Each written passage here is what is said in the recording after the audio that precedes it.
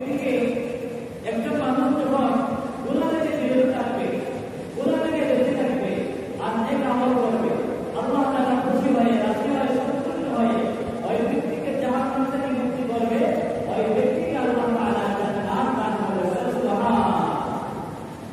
সূরা আর-রহমানের মধ্যে আল্লাহ তাআলা বলেন, ওয়া লিমান খাফা মাকামা রাব্বিহি জান্নাতান। যারা আল্লাহ তাআলাকে ডরায়, ভয় করে, কাকে ডরায়? আল্লাহ তাআলাকে ডরায়। ডরাইয়া গুনার কাজ ছেড়ে দিবে, নেক আমল করতে শুরু করবে।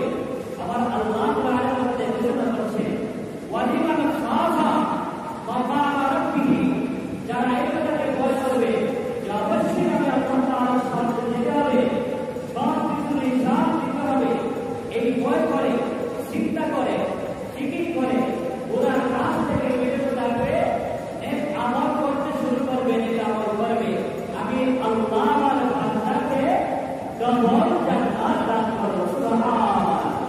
কয়টা জান্নাত? ডবল। ওয়া লিমান খাফা মাকামা রাব্বিহি জান্নাতান। আবার আল্লাহ বলেন, এ দুনিয়ার মানুষেরা, আমার কি অবান্ধা বন্ধেরা, দুনিয়াতে যদি তুমি আল্লাহ তাআলাকে ভয় করো, আমি আল্লাহকে ভয় করে গুনার কাজ থেকে বেঁচে থাকো, মুক্ত থাকো, বিরত থাকো, আর নেক আমল করতে শুরু করো, আমি আল্লাহ তোমাদেরকে জাহান্নাম থেকে মুক্তি দান করব। শুধু তাই না, একটা জান্নাত দান করব, শুধু তাই না, আমি আল্লাহ তোমাদেরকে ডাবল জান্নাত দান করব। সুবহানাল্লাহ। জান্নাত না, দুই জান্নাত।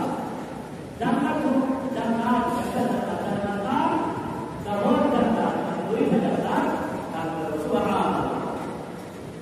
তখন একটা মানুষ যদি আমল না করে, যে ব্যক্তি জাহান্নামে চলে যাবে, যে ব্যক্তি কোথায় যাবে?